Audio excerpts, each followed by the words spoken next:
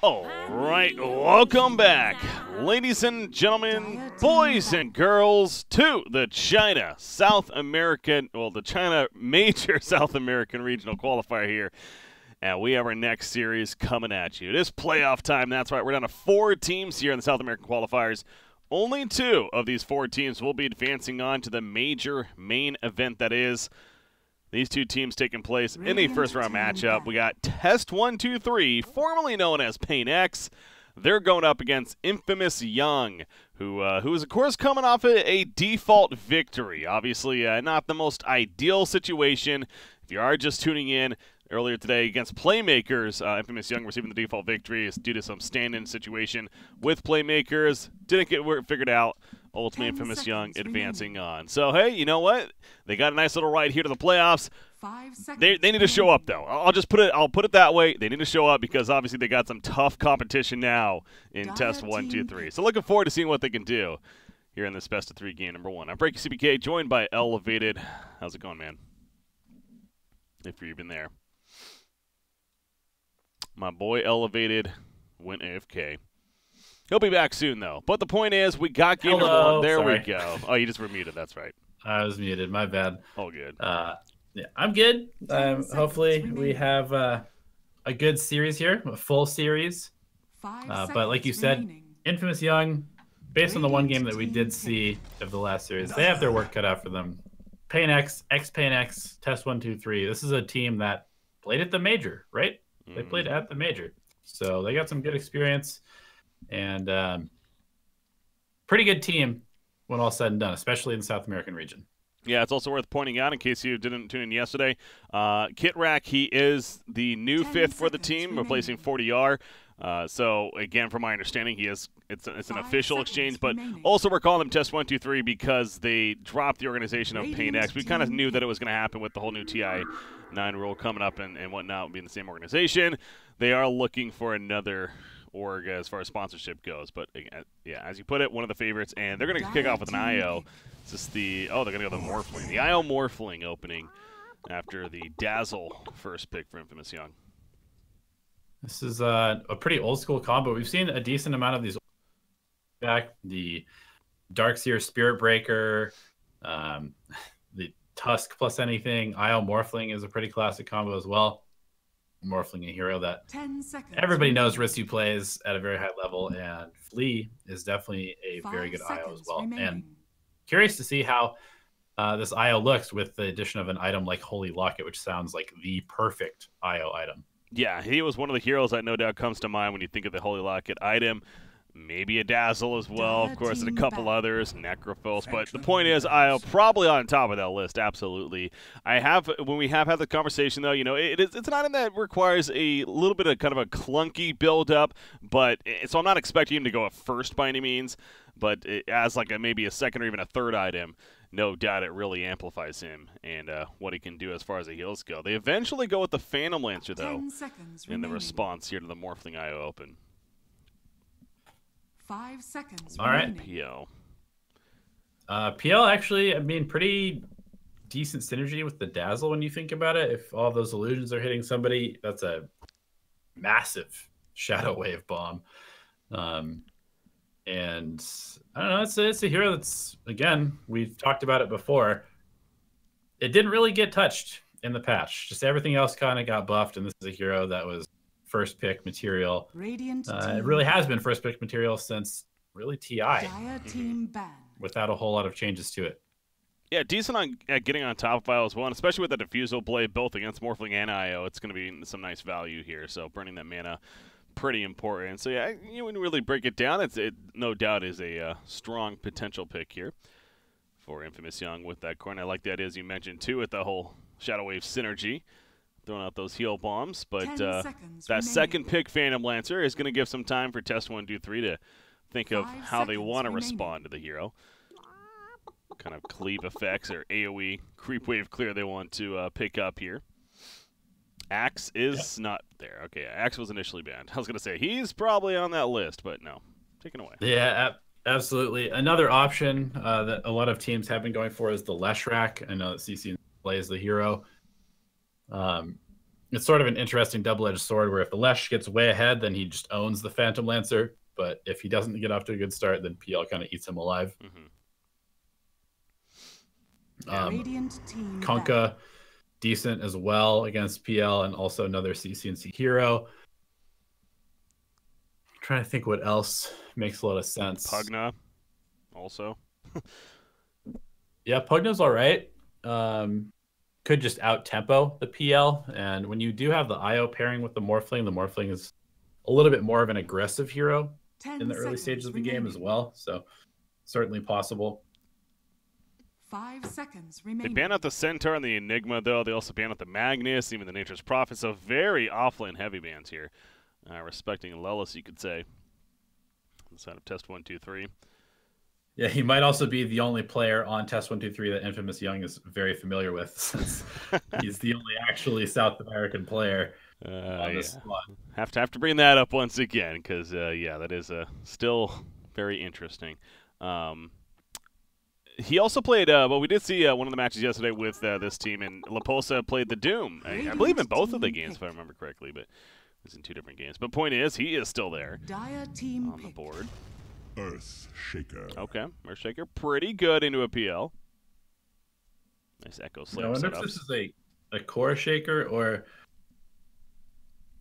the support, because I thought that Flea was the IO player. I don't know if... Wasn't Kitrack playing more of the 4 yesterday, though? Was he? Well, because Kitrack was on the Rubik, right? And like the farming Rubik, I thought. 5 seconds remaining. Maybe not. I can check back, but yeah. So maybe it was weird. He did play the Elder Titan, which was surprising to us because Flea was playing the Rubik. Yeah. But yeah, I don't know. I am curious to see who ends up picking up the Shaker and the IO. I don't know if Kitrack does play the IO or not. Probably, but maybe that would be some flexibility. Yeah, although it certainly could be a core shaker as well. Yeah, it goes back to that. It's not like that'd be bad. I mean, we have seen it before. Usually maybe in specific matchups, like against a Broodmother, for example, of course. But, you know, Phantom Lancer, greeting all those illusions, sounds pretty nice for that the big Echo Slams. And so why not get a core shaker going, I suppose. But, man, they're really going to the reserve time for a 3rd pick here. Infamous Sun. So they're not going to have a lot of time in the last couple of picks. They're going to have to snap pick everything from now on. Yeah. This is not where you want to be as a draft. Lion. Okay, they go with the Lion. Heavy Burst, maybe to quickly kill the IO or even Morphling, catch him off guard before he's shifting. So, with that Finger of Death. Yeah, slight nerf to Hex in the recent patch. Or not slight, actually. Pretty big nerf to Hex in the patch where it is now dispellable with the likes of stuff like Lotus Orb or any other strong purge, but Lion's still definitely a decent hero at countering heroes like the Morphling, who tend to sit pretty low on HP, but are also very difficult to catch without a hard lockdown. Pretty confident. Core Shaker Oracle. Confirmed. Yeah, exactly. Pretty confident with the Oracle pick as, oh, well, maybe a Core Oracle. Let's not get ahead of ourselves here now. Yeah, probably going to be the Core Shaker, but Oracle coming out, I suppose the W here, I see. It's been a while since we've seen Oracle, so I'm trying to remember the name. The Fortune's End, I believe it is. Anyways, the W is going to be decent this game, both offensively and defensively. Obviously, the ultimate save from Morphling 2 is nice. There's the Doom just on the other side, actually, for Infamous Young. Yeah, pretty good against Morphling. Decent Doom target for the Oracle and IO as well. And Infamous Young has pretty good tools to deal with specific heroes, but I am a little curious to see how their draft actually comes together here.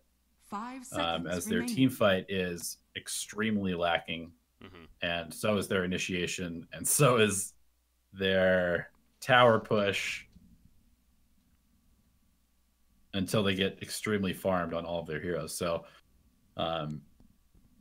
it's not looking like the most synergistic, if that is a word, lineup I've ever seen. I'll go with it. Yeah. Kind of seems like a reactionary draft where they're picking up heroes to kind of like specifically counter 1 or 2 heroes on the side of ex-paiN X. And that's could bode well if they're able to pull it off, or it could be a problem. Well, that's where I really like the Oracle, because a lot of the answers, the Doom, the line, even as we talk, like good against the Morphling, but not only with the IO heals constantly happening, but then the Oracle ultimate save with his ultimate is there of the False Promise. It's kind of that safety net idea coming out for test 1, 2, 3. By the way, Fortune's End is his Q. It's Fate's Edict is the W, but I was also confirming, yeah, he got slight increased damage buff to his Fortune's End. Speaking of that ability, as well in the patch there. So, yeah, that wasn't one of those changes that made you think, oh, we're going to start seeing Oracle all of a sudden again. But he's always kind of just been a solid support option, in my opinion. His tool set's actually pretty good across the board, both offensive and defensive. Maybe a bit, not that this is the reason why they're not playing him, but a little bit harder to play than other supports. You know, there's a bit more complexity to the hero. You definitely have to practice it quite a bit, so perhaps some of that. Yeah, his disable also not really that reliable, and even his burst damage is really not that reliable as far as people in lane. You have to land 2 spells to actually get, you know, a good amount of damage out. But I will say that any person who gets doomed or gets the Finger of Death cast on them is just going to get Oracle ultied, then the IO tethers them, and they're going to be at full health, like pretty much guaranteed by the end of that. 10 seconds remaining. Really good saves against those two already on the side of test 1, 2, 3. Well, we got final picks coming out. It's going to be mid on either side, you'd figure. Unless it's going to be a CCNC Earthshaker, I guess. It definitely could be. Perhaps depending on the matchup here, but not much time to choose, as we pointed out. They take the Pugna for themselves. So we're mentioning that could have been one of the possibilities, but not the case. Leshrac is still there. Maybe not as strong anymore against like the Doom, perhaps, but still could be possible, I suppose. Pretty rough matchup against Pugna as well, because of the Nether Ward just proccing constantly off of Pulse Nova and Leshrac being so heavily spell-based. 5 seconds. Yeah, but you just throw a Fate's Edict on him. He's fine. Ember Spirit seems pretty decent. I was banned. Oh, okay. That was the last ban. Yeah. My bad. Yeah. I don't know. I still think CCC Kunkka still looks all right. Oh, yeah, Kunkka. Does he play Invoker? I don't think he does, actually. I don't think so. Yeah. Invoker does seem okay here. But, again, Doom's ulti is always going to be scary, but against PL, it's great. Oh, we're going to go down the wire here. Figure out what they need. Dragon Knight could just go a solid. Yeah, definitely another possibility. Beefy option. It's a good frontliner just to kind of tank the Doom, make the PL go on him. Doesn't really care if he gets mana burned out. There's the Kunkka. Choose your hero. Yeah, Kunkka makes the most sense, actually. The whole, even with the GK, the whole Dragon Blood is not as useful against Pugna on that mid matchup, and that would have been annoying with Decrepify. So I think Pugna, as you're pointing out earlier, it actually makes a lot of sense here. So solid final pick for them. And it will be the Lellis Earthshaker, a.k.a. Laposa. In that offlane role, Flea, sure enough, is on the IO, so Kitrek will be picking up the Oracle. So Infamous Young, the lineup, again, as you pointed out, a lot of reaction. They did get, one of their weaknesses was building hitting. Pugna answers that a bit with another blast. Definitely. So do you like it a lot better now, is I guess the point? It's okay. It still doesn't have any sort of team fight whatsoever, and Pugna doesn't really solve their initiation either. I'm not totally sure how they're going to actually approach taking objectives or anything like that. And as far as spamming people out with the Pugna, it's going to be pretty difficult with the amount of peels coming out from the two supports on paiN X. The one thing that paiN X is missing on their supports is stuns and control, but when you have the likes of an Earthshaker and Kunkka cores, you probably don't care that much. So I actually really like this lineup from paiN X. Yeah. Ex-paiN X. always got to catch yourself. No longer paiN X. And said again, it's not like they left on bad terms. I don't believe it's probably on good terms. We really don't know the full details, but like we anticipated once again. Looking for a new org here, South American Dota. We'll see what eventually happens down the line. But right now they're trying to qualify for the major, and obviously this wouldn't necessarily do it 100% yet, but it gets you one step further. This is essentially we'll call it the first round, or really the semifinals, double elimination. You win this, you go to the winter finals. You win that, you qualify. But then if you lose that, there's still a chance to qualify again. Top 2 teams of these 4 that remain. paiN Gaming versus Thunder Predator is the other series taking place. Of course, that is on the main BTS stream over there, and something else to look forward to. So prepare for battle. For some reason, I cannot move my camera. So give me a second. Was I sitting? I hope I was. I think I had to be, right? I think so. Yeah. You had to be, because I can move my camera, and yeah, I was definitely sitting. Come on, game. Come through for me. At least they paused for me. They did, just for you. All right, loading back in. Hopefully we are good. But yeah, no doubt. Again, we've only got to see this team once, and what's infamous young. From my understanding too, I've learned a little bit more about them. They are they're a younger team. They are kind of this.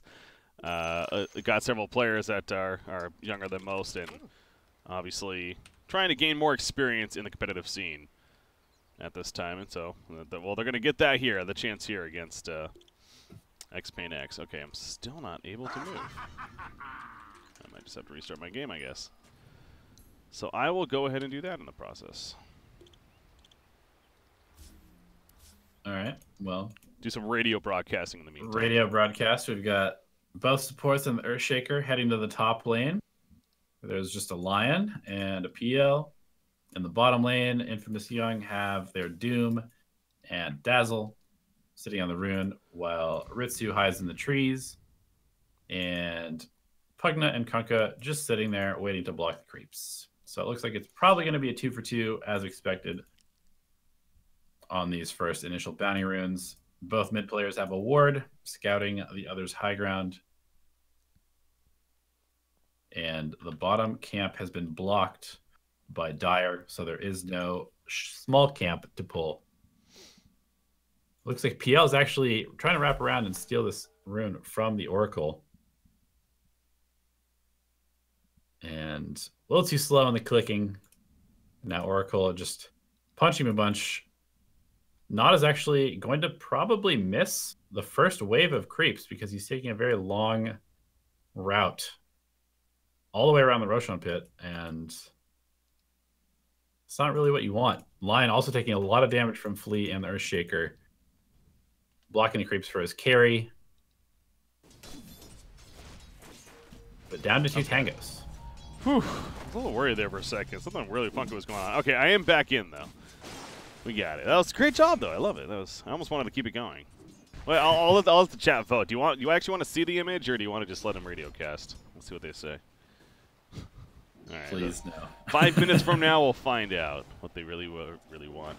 Okay, so yeah, into the game, and yep, Io paired up with the Earthshakers pointing out in that aggressive lane. Definitely not afraid to spam those fissures. Understandably so. Early in the game, only a minute in, of course, but Kunkka already off to a fantastic start with the CS, 5-1 compared to the 3-1 Pugna. But yeah, Doom's, again, we saw it in Laposta's hands yesterday a couple times. This time, going to be playing on the side of Infamous Young. Valkyrie here playing it. This hero, especially in the laning phase, it is ridiculous. And we're seeing that right here. He has a Tango he's eating too, but that regen is just insane. And this isn't necessarily... I mean, Morphling and Oracle, they actually can have decent damage, I guess, as far as burst damage goes, but I don't think they should be able to kill this Doom. Yeah, probably not without an outplay. I would like to see him pick up just a ring of protection to solve the fact that he has 0 armor, and Morphling is a very high damage physical target. So they can definitely harass him out until he gets a couple more levels in that Devour. Right now, only 4 HP regen per second, but as he gets it up a little bit higher, he's going to be much more difficult to kill. You see that damage coming right there, another Devour used, and keeping that regen up, but Oracle level 2 now, so has those Purifying Flames, and especially with the combos, could be some decent damage again. So keep an eye on that bottom lane, as Radiant not afraid to play aggressive into them at this time. But top lane, Lelis is just having free farm, it seems like. He's 12-3 up here against the 7-0 Phantom Lancer. Lion, his big weakness is both his attack range as well as his level 1 Earth Spike are just frankly awful when it comes down to it. So when it comes to being a support hero in the laning phase, it seems like he's not as strong as others. He's definitely not.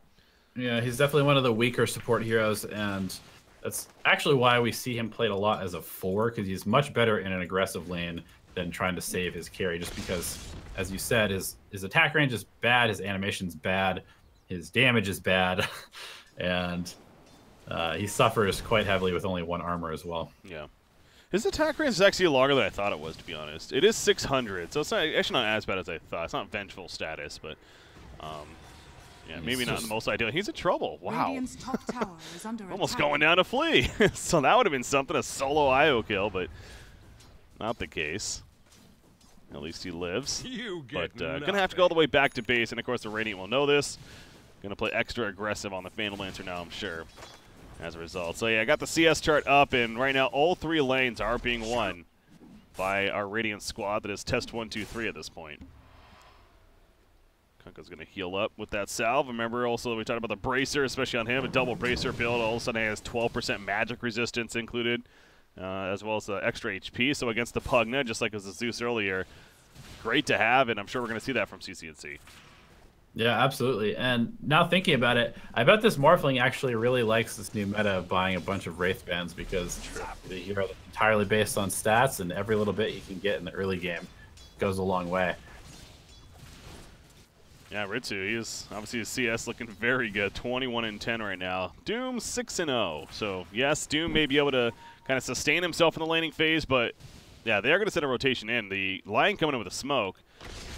Spike hits, Oracle's in trouble. He doesn't have his Fate's Edict either way. Really not much of a chance of him surviving right there. Good job sneaking in with that smoke plan. That's the first blood, 4.5 minutes in. Yeah, they're able to get that first blood. It does require the Lion to leave his PL alone, which allows this Earthshaker to have just complete free farm. But they're able to rotate the Dazzle up there now. This makes a little bit more sense. They kind of just need to play this sort of sustain lane, as Lion was just going to get bullied out constantly by IO and Shaker together. Speaking of the IO Shaker, they're actually stacking this side camp over here as the 5-minute bounty runes go down, but that is a massive stack already. Earthshaker is going to love that. That's one of those where I wouldn't be surprised if he even throws out an Echo Slam to get the farm from it earlier on in the game. Yeah, certainly possible. IO could also just take it slowly with the spirits over time, but they definitely need to kill the little Minotaurs, little Centaur coursers that have the magic shield. True. Before they do any of that. Kunkka most certainly could help with that too, eventually. So setting it up.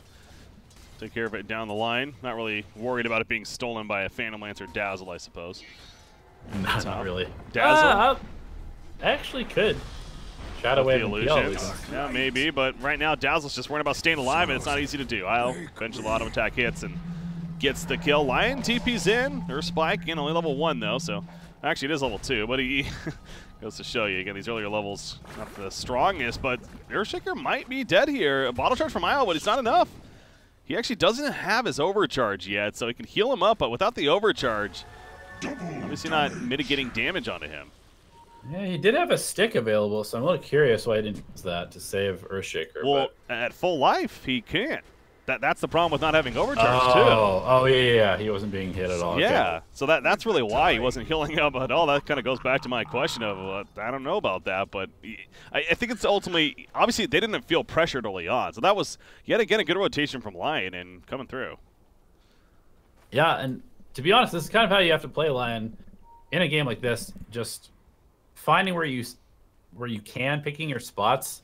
The hero, as we've said, is not very strong in a static lane, but he's very, very good at setting up his team to get kills, and so taking good advantage of that so far. Good as that is for the hero kills, you look at the CS and both the mid and the safe lane cores for test 1, 2, 3, fantastic, especially Ritsu, man. We saw Ritsu yesterday on the Phantom Assassin. He had a horrible start. He had some like 6 or 7 deaths in the first 15 minutes of the game, but eventually even came back and ultimately, carried with the rest of the team. But this is the exact opposite, of course. He is just loving life right now. Absolute free CS. He talked about the whole Wraith Band, how he especially really likes that. He's got the double. He's going to go upgraded boots next. And we'll see where he goes from there as far as his build. Again, the whole shotgun build doesn't seem like it's as popular anymore as far as the initial. Instead, more of the Manta, the casual Morbid mask, things like that. Yeah, definitely. The Morphling hero is kind of being more just that, like, the hard carry right clicker with just a ton of utility from his ultimate. And so focusing on just the statting up and really looking to brawl with people seems to be how most people play. Trying to go over to the Phantom Lancer at the top lane. They dove a little too far, though, and again, the rotations come in. Io. Tether's on 6-second cooldown. He's just walking away, though. He does have overcharged. Oracle is also here on top of that, so they have plenty to do. In fact, I didn't even think about that. Oracle Io is pretty ridiculous because Purifying Flames, it's like it hurts Io, which is honestly good because, again, you want to be able to regen. And on top of the regen it applies. That's a pretty strong combo. Yeah, I like it. And just an insane amount of heal from all of them. Oh, he's dead, though. Okay, talking about insane amount of heal. Insane amount of damage there. Not enough burst heal between those two. And Oracle just explodes. So Test 1, 2, 3 feels like they are overplaying their hand a little bit. They're not respecting the damage coming out of Infamous. Young, that is, at the top. That is only a level 1 Shadow Wave on that Dazzle. As you said, just explodes the Oracle. CCNC going for the kill in the middle lanes. Purifying Flames hits. It's not enough damage, though. They cannot take out the Pugna. Actually, I don't even know if he got the Purifying Flames off, to be honest. It's the Fortune's End that hit. Yeah, maybe if he got the Purifying Flames off, that was a kill, but either way, it's not, and Pugna survives. He's back up to full life, even, because nice little regen rune he had bottled up. He'll pop that. CCNC forced to run all the way back to base. Got a smoke to do so helping a little bit, I suppose. Meanwhile, up here, Dazzle.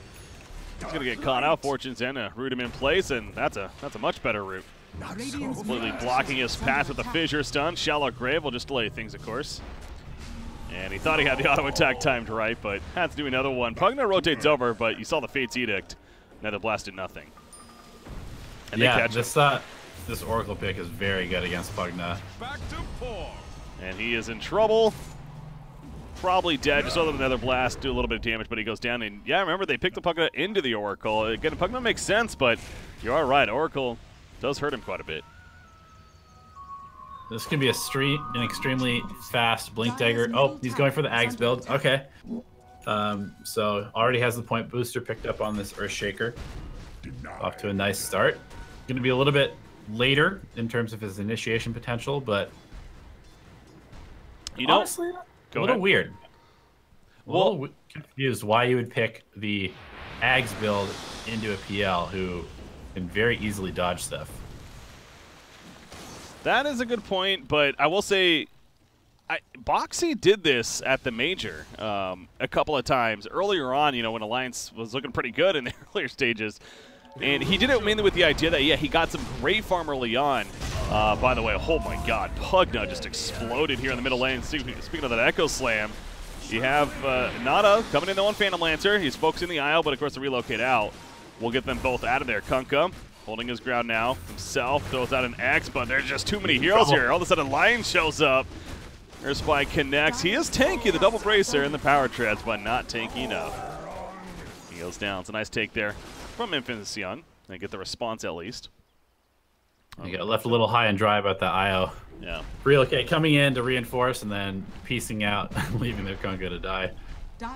But yeah, going back to that, again, Boxy did it a couple of times, and that's what I was saying. It seemed like the theme of it was that if he's having a great start, it almost just makes more sense because you are right with the delay. It's maybe a little bit easier to juke with a Doppelganger, but at the same time, it's a lot less cooldown, a lot shorter cooldown, I should say, than a Blink Dagger.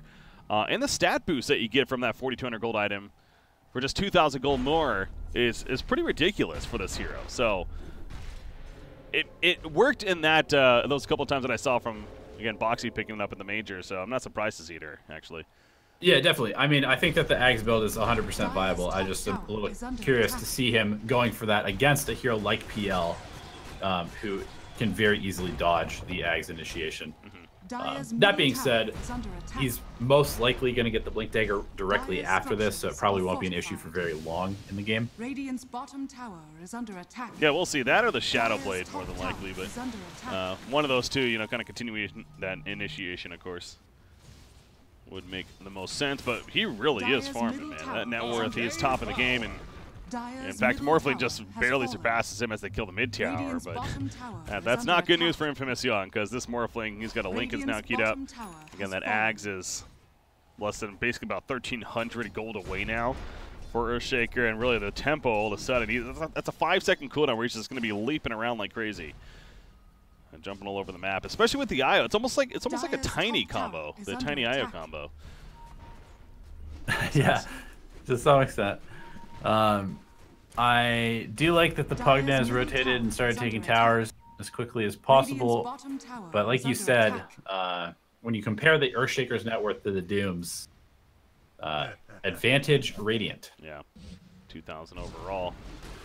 Diffusal though? Oh no, never mind. He's actually not going Diffusal. He's going the Yasha first on Phantom Lance there. I figured Diffusal was going to be really good this game. Instead, choosing the Yasha, it's... I don't know, what do you think about that? Is he going to go right into the Manta, possibly, or is this just the early build for farm help?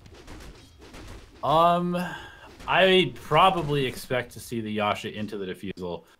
Although the Manta is decent to get rid of the disarm from the Oracle, which could really give him some problems, and allowing him to potentially dodge stuff like Kunkka. Relocate bottom lane. Earthshaker's here. Who's that TP now? It's Lion. He gets out, but Pugna just explodes. 5 heroes coming together. That'll happen. They get the better target, to be fair, and they're going to go right back to the top lane where there's a creep wave waiting for the Earthshaker and the IO. So nice efficiency there. Movement from test 1, 2, 3. Phantom Lancer continues to farm, though. It's one of the reasons why we always see this IO hero banned in most Tier 1 games. Just gives teams that really know how to utilize it and work well around the hero just so much utility and just so much ability to pressure while also doing other things during the early game. Kunkka. That's an Invis rune. No Shadow Blade yet, but he is going to catch the Dazzle. He pops Morphling out. is doomed. Morphling doomed off to the side, so that's he's dead. Oh yeah, wow! I didn't even realize 500 gold going the way of Lion as a result of that. That was a Finger of Death even coming out as well. And you know what? He got the kill with the Finger of Death. He did. So that means that 50 damage on top of it. Normally not that relevant, but against the IO Oracle and Morphling actually could play a big role if he's able to secure a bunch of kills with Finger of Death. Yeah. This spell could be extremely difficult to play around. Yeah, it can get out of hand. It's one of those kind of clever mechanics I think is at least fun to see in the patch notes, or was at least, and obviously we're seeing it in play here as Dazzle. He avoids the torrent, so will manage to escape. You got Kunkka, we talked about, trying to finish that Shadow Blade meanwhile. He's also playing very safe at the bottom because right now you do look at the Radiant Vision, or the lack thereof. It's not much to work with on the map currently, so they could definitely use some wards, specifically some aggressive wards to take advantage of the IO relocate. Earthshaker does have the Ags now, and he's not afraid to show it off. He just hops right in the middle lane and starts pushing it out. I mean, they knew he was going for it, so I suppose it's not that surprising. And he has it, but... Does have the Blink Dagger queued up as well. Meanwhile, Doom has picked up a Vanguard, just going for that really tank up build that we're seeing a lot from this hero to combo with the amount of regen that he gets from Devour. Interesting. Ritsu's thinking to go into Diffusal himself, so he's like kind of building a Phantom Lancer himself. And just doing it a little quicker. Or not really, I guess. They're actually neck and neck as far as their net worth is going. They actually have these same exact items, don't they? Oh, no, Morbid Mask on Morphling, so a little bit different. Oh, speaking of Doom and that Vanguard, ain't going to save him there.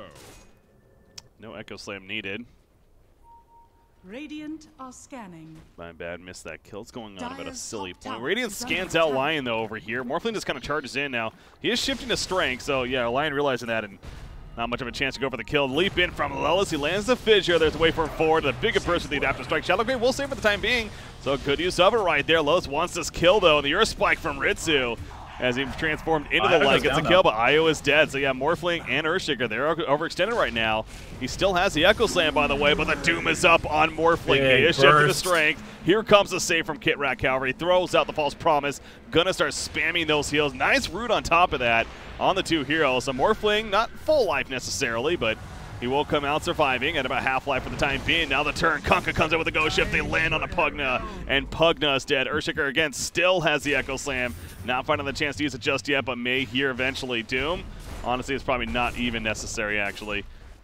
Doom's definitely dead right here as well. So they thought they had a chance to get the big kill on Morphling. They chased a little too far, and that's the saves. They kill one of those supports. Another one comes in and saves him anyways. Yeah, it definitely makes approaching these fights pretty difficult. They have to actually make sure they get both supports down before they can really do anything, because the save potential is just way too high. Other than that, it looked like a good fight, but having 2 saves is just very, very difficult to deal with, especially when you don't really have any burst in your team besides the Lion. Yeah. Top Morphling going back now to farm, and like I mentioned earlier, he's okay. Well, he is going to go back to the Lincolns now, so he's having trouble deciding where he really wants to go. Top tower is under attack. Those items. What do you think that Diffusal compared to the Lincolns? What's the logic here? I think he switched it back to the Lincolns. And he definitely needs the Lincolns this game.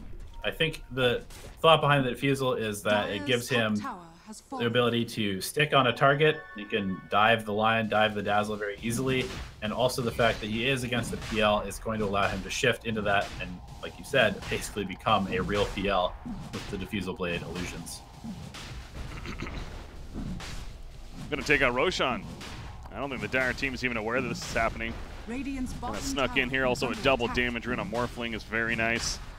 And not going to be the quickest kill, but it will happen. No chance at defending here from the Dire team. You're going to see it pop up in a second. Kirak typing out in chat just to know with the timer.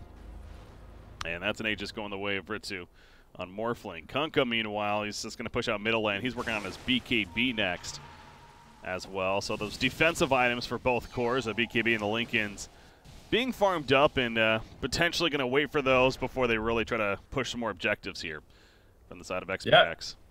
Makes sense. I like it when you're ahead, but you're not too far ahead and the other team has some counters to you. I really like prioritizing a defensive item first, because the only way that you really lose this game is if you just start feeding away kills.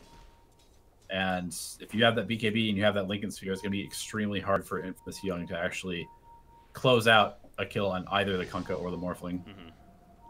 Kunkka's going to sneak in here for the boundary rune 20-minute spawn. He's going to get this one. He's going to open on a Doom, actually. He picks up the boundary in front of him. All 4 going the way of Test 1, 2, 3, but CC&C, okay, never mind. He's fine because out comes the Fortune's End. However, the Doom up on Earthshaker. Finger of Death as well. He's going to be bursted down, it looks like, because they already used a big save onto the Kunkka initially, but nope, Flea. He comes in with the heals, tethers him up, throws up an urn, and it looks like Earthshaker will survive as he relocates out as well. The Torrent also helping to stall them. So nobody dies after all of that. I thought for sure they had the 1 kill with everything being used, but Doom and Finger of Death is not enough. He is... Oh, that's a long way for him. He is out, though. Yeah, he went away from range. Well, he's good. Yeah, without Doom or Finger of Death, he's probably not in the most dangerous situation there. So he gets out. After all that, not a whole lot of kills. I do like the Doom targeting the Earthshaker. I feel like Lelis has been doing so much work in the fights with this Aghanim's, providing so much lockdown, so completely shutting him out and being able to do anything. Absolutely. It's either him or Morphling, no doubt, that you're looking to go after, but kind of goes back to both IO and especially the Oracle. As we saw there, he throws up the Fortune's End. All of a sudden, that Doom essentially feels like it just does nothing other than the silence, of course, but Phantom Lancer, he is going to be fine trying to catch him. That's the downside of going in Ags over the Blink Dagger. Not as much range to work with, of course. We saw that coming to play right there. So, but yeah, I think he actually, his smoke actually pops as he's approaching the PL, and so the PL actually has a little bit of an extra split second of reaction time there. Able to get away, but Blinky is just around the corner now for Earthshaker, so we'll have that answer. Mech just finished, meanwhile, in IO. He went there in first. We talked about the potential of the Holy Locket, and like I was saying, maybe like a 3rd item would make sense, so we'll see if he queues that up or not moving forward right here. Oracle, on the other hand, he's playing the sacrificial support, doing what he can. He has a tome, though. At least should be able to get level 10, although IO getting level 15, I suppose, is pretty good, too. Granted, that's actually something else. With the IO tether, going in Ags on Earthshaker first He would have had it for free eventually, but no, I was worrying about Morphling more than the Earthshaker here, so that makes sense. Yeah, I don't think IO even takes the tether bonus. Like, who does? I guess he. I guess Kunkka is the only thing, right? That's a good point, actually. I'm curious now. Morphling, he's fine, but going fairly deep right there. But yeah, what is the other talent? It's a Spirit's hero damage. Okay. You're all right, though. Especially with the Act already in Earthshaker, there really is no point. Oracle Eggs does give the invisibility, right? The false promise. Or no, that's a talent. No, I was gonna say I don't think. Oh, it does something with the Purifying Flames. I'm actually. Not sure. It makes it a 1 second cooldown on Purifying Flames. Oh, okay. It's already 2.25, so like, yeah, I don't know. He probably won't take that talent. He's not going to be sitting there tethering a Oracle in fights. I can guarantee that. Yeah, it's definitely going to be the Spirit's damage. Radiant are scanning. Huh, okay. PL's been found. Phantom Lancer. He's just going to simply go for the TP. Echo gets the hit. Yeah, that was a bold attempt right there from Nada. I suppose he didn't have much of a choice. So nice job with the Purge. Can he make another juke? 2 more seconds. Doppelganger. If he can lead them another direction, we'll see. Can they guess right? He's going over. Nope. Laposa just smacks his face to the ground. Eventually catches up. So and I was actually curious why Ritsu would go for the waveform range versus the agility, considering that he's a farm-heavy player on a farm-heavy core. But the waveform range actually works very well against the PL. We saw there he's able to keep up with all the doppels. Doom. Morphling. Doom's morphs into Doom even. Decrepify trying to help save Doom, and actually the Shallow Grave does come out, so Valkyrie will live for the time being, but heavy slows and being pulled right back in. So much to stable. It really is. They kept him alive forever, but still doesn't matter in the end. Look at this. Morphling's going to go use the Devour. So does he get that regen? Oh my god. He does get the regen, and I guess he doesn't get the... That is ridiculous. The creep permanently, but I wonder if he devours a satyr, creep regen permanently. Oh yeah, if it like gives you the aura. No, that would be broken. I feel like it would be broken. But then again, this is Morphling, and Morphling has historically broken the game every time they add some new change. Fair. Maybe we're figuring something out here. We'll have to look out for that, because yeah, when he morphed into Doom, I'm sitting here like thinking like, is that really the best target? But because he does still have the Devour digesting regen right now, and he's no longer able to morph into Doom. True, so. That's true. If you could just collect auras from all the creeps, that would be absolutely insane. That would be something. Earthshaker obviously has had the blink now as well. He's going the BKB. How about that Kunkka? Yep, he's had his BKB. And he queues up the Assault Kyros. CCNC continues to farm efficiently. Not really using that Shadow Blade much to necessarily go for solo kills, it feels like. And just 1, 2, 3 has been doing a bit of just grouping up, team fighting. Obviously, they don't have the Aegis anymore. It's about another minute or so before Roshan could respawn. May just end up waiting for that at this point. Flea is also going to go BKB. Yeah, I was just going to note that. Which makes a lot of sense. I mean, if he's able to just freely move around these fights, he's going to be able to keep up. And I think that might be the most important thing, is keeping up with this very, very mobile lineup they have with the Earthshaker. That Decrepify saved him initially, but then out came the Echo Slam with the Shallow Grave, buying time for that. Purifying Flames on Earthshaker, so they're saving one another, but finally they get the kill onto Phantom Lancer. They pull him right back in again with the X marks the spot. Now Doom, well, we see it again. Ritsu, he morphs into Doom, using himself against him. Easy kill for the Morphling. And they're going to push the high ground at this point. 3 heroes are dead. Morphling, in fact, going for the top tower while they're pushing mid. Some efficient split push here. Yeah, this could be 2 sets of racks very easily, unless Infamous Young buys back. I think they need the PL to buy back as well, if they're going to actually hold this. There's a range racks, top lane. They're going for the middle, the melee now even. Yeah, he's not buying back on PL, so it's kind of like, I mean, Pugna buy back okay. Another blast, I suppose, but wasn't even worth it for him to buy back at this point. Probably not. So either you go all in with that or no one does. So So free racks in the end for the Radiant, and they now looking at a 17,000 net worth lead. Feeling pretty good. Diffusal Blade on Morphling. Why not kill a Shrine? Playing very fluid here. Yeah, it's pretty flowchart game for paiN X. They won the laning stage. Now they're taking the towers. Now they're pushing the high ground. Then they get second Rosh, and they look to end the game. They'll probably take tier 1 bottom, tier 2 bottom. Before that Rosh, perhaps, although it is respawning very soon, so Flea's just camping it out, waiting for it to respawn. There's a double damage rune down here. Oh, never mind. Now it's a haste rune. Right as our Shaker goes over. He will spot it. Not going to pick it up yet. May save it for somebody else. We'll see. I guess the bottle on Io.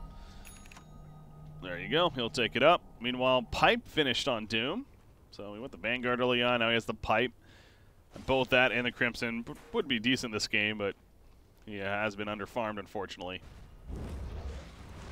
Only get one for Dire's now. bottom shrine is under attack. Does currently I have do the like Purge this. Creep. Does with that. Sorry? The Doom? Yeah, so Bottom you can tower pop is the under Lincolns. attack. That makes sense, Dire's yeah. bottom shrine is I do under really like attack. this itemization by CCC, actually prioritizing getting an AC on Kunkka to deal with the bad juju, Radiant's which bottom can definitely tower stack has up in the middle of these fallen. fights. Dire's bottom shrine has fallen. Oh, yeah, good point. Use level 2 bad juju, so the arm reduction as well as a 40% CDR. Unfortunately for Dazzle, though, too, he's very underfarmed, so really not taking advantage of that with items at this point. Yeah, there is a Blink Dagger on Lion, though, so that's pretty good, and especially if they can use it to catch this Io, although easier Fate's said than Edict. done. Yeah, that Fate's Edict, man, that comes out and they do not have the damage to get through it. Other than Phantom Lancer, they can't do anything about that. It seems like there. So easy getaway in the end, and they're going to check Roshan here, probably see it's up, and will more than likely easily do it. I mean, they got vision surrounding the Dire base, basically, so other than a smoke play, which we could see, it's not going to be easy to get there. The PL is still quite a ways away from this heart.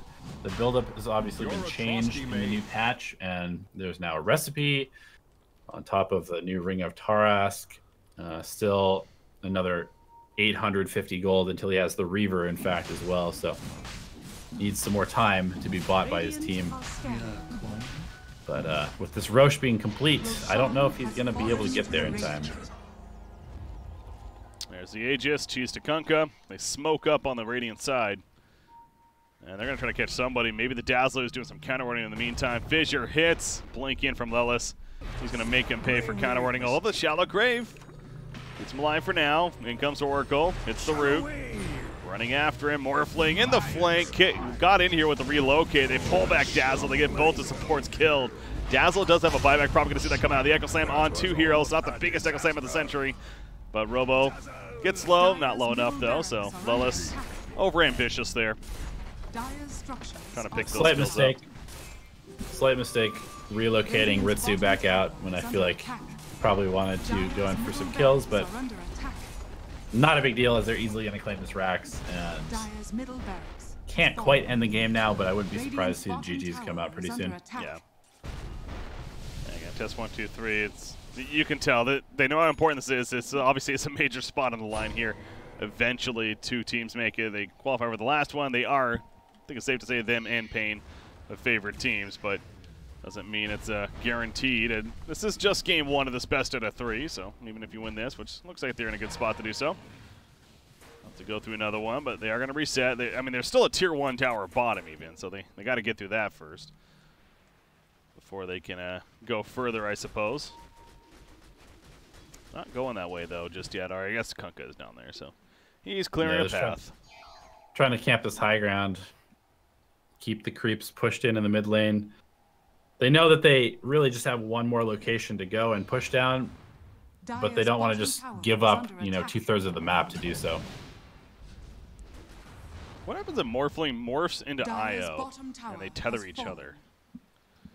I remember that being something that people were looking at when the changes were first introduced, where Io could, or where Morphling could turn into stuff, and I believe it crashed the game initially, Dire's I bottom was going to tower say, is does the under world attack. explode or something? but I'm pretty sure it's been fixed to where Structures are it's fortified. not really weird anymore. Just sounds funky. I don't think it gives infinite regen was the main issue. I would hope not. Or else that combo would be extra broken. Anyways, Doom's picked off. He's got a buyback. This is kind of going as expected, though, right now for test 1, 2, 3. They're clearing out the bottom lane, getting a pick off in the process. Obviously, InfamousYoung trying to keep them guessing, but they're going to have to buy back here and, yeah, hope for the best, which ain't easy. Phantom Lancer does have a heart, so he's definitely tankier. Ritsu going in, though. Bugna forced to use the defensive Yules there. Morphling, did he go too far? Fatesina coming out. Valkyrie's just running around trying to figure out who to doom at this point. Lang got picked up. He finally gets a tomb off eventually, but it's just not going to matter. PL Ritsu ball. going against PL. Yeah, Ritsu's getting low, I suppose. Out comes the Fortune's End. So he will survive. They can't really kill the Phantom Lancer right now. He's still a bit of an issue. Heart is doing work. Yeah, Laposa, though, not doomed anymore. Looking for that Echo Slam. There we go. He lands it beautifully with the Enchant Totem initiation. Sonata at half-life, not enough to kill him. They kill the Dazzle, however. Doom also being run down by the counter illusions of Morphling. They pick off the PL. They're going to get Doom. And there's the GG's, as expected in the end. So test 1, 2, 3. Victorious in game number 1. Just a clean victory for them. Hey, there's a Saint and Kaya. How about that? Victory. On who? Morphling just spotted at the end. Oh, nice. Because why not? For the memes. Yeah. Doing it for the memes. Anyways, game 1. I'll say this about InfamousYoung, again, after the previous series, and they got a default win in the end. And the game that they did play was pretty one-sided the other way. I didn't really know what to expect winning this one in terms of would they be able to compete. They played decent. They played decent. They kept test 1, 2, 3 in check somewhat early on, but, I mean, still, again, the expected result. Yep, I think so. A pretty straightforward game. They had the better draft. They had the better lanes, and game's pretty formulaic after that. Yeah. All right, so we are going to go on the short break, guys. We got game number 2, though. Test 1, 2, 3 versus InfamousYoung here. This is the China Major qualifiers for the South American region. 1-0 lead for ex-paiN X, or Test 1, 2, 3. We'll see if they can close it out, or if InfamousYoung can force a third and final game. Breaky CPK joined by Elevated. Game number 2 coming up next.